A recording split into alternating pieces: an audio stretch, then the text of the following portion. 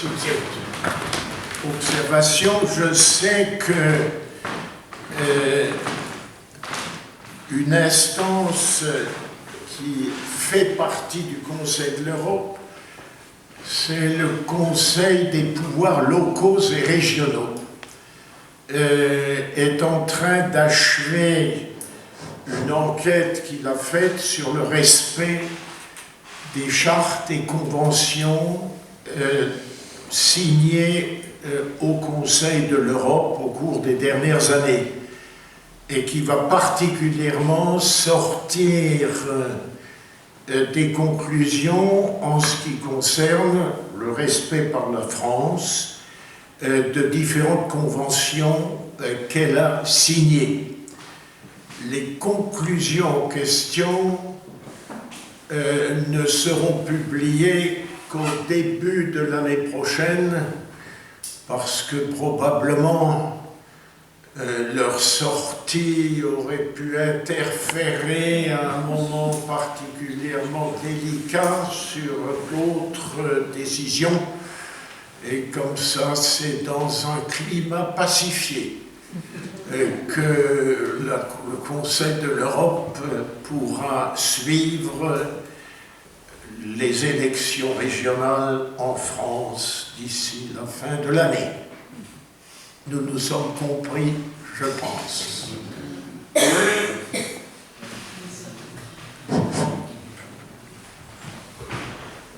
Monsieur le ministre, merci pour votre intervention. L'ancien étudiant d'aménagement du territoire que j'ai été, ça a été quelques souvenirs, c'est appréciable. J'aurais juste une question. Vous avez été au Conseil d'État avec quelqu'un qui, aujourd'hui, nous laisse de l'espoir encore au niveau de l'Alsace, que vous avez appris peut-être à connaître, en tout cas je le pense, qui est Jean-Georges Trouillet. Est-ce que vous pouvez nous dire ce que vous avez ressenti en apprenant à connaître ce personnage? Merci.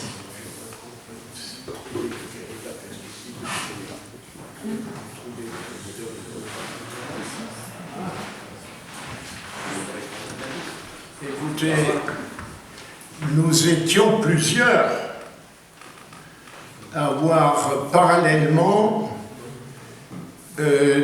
déposé ce recours pour excès de pouvoir.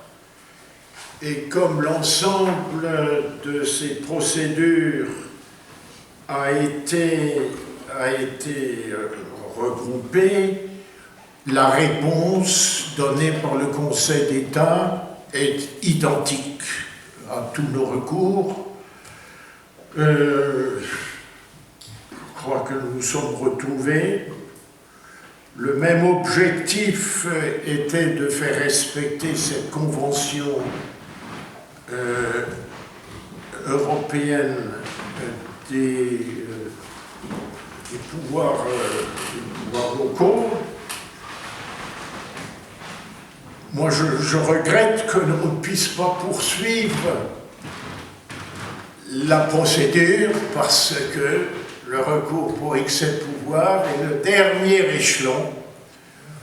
J'ai constaté que c'était aussi l'occasion de se rencontrer à cette occasion dans les couloirs d'une haute autorité et de constater un certain nombre de convergences possibles sur l'objectif. Mais le Conseil d'État est une instance suprême de la juridiction administrative, et en tant que telle, je n'ai pas à m'exprimer sur ce que je ressens, sur sa manière de faire. Je m'incline, même si je respecte, mais je continue à croire que notre démarche était nécessaire, qu'elle était bonne, qu'elle était étayée, et qu'à cet égard, ne rien avoir fait aurait été, je crois, une grave erreur de la part de ceux qui, où qu'ils soient, ont engagé ce recours. Je me sens plus libéré que je ne l'aurais été si j'étais resté chez moi